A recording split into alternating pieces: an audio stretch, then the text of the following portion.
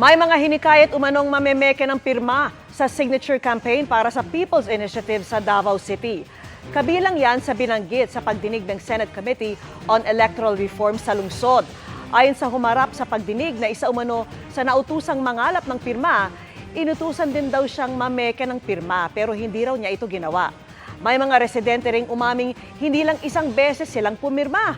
Sabi pa ng ilan, nahikayat umano silang pumirma dahil sa pangakong ayuda sa pamamagitan ng cash assistance hanggang 10,000 piso, AICS, tupad, scholarships o kaya food packs.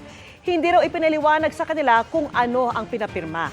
Ayon sa ilang punong barangay, nang malamang People's Initiative pala ang pinapirmahan sa kanila, may mga residente na raw nagpapatulong para mabawi ang kanilang pirma.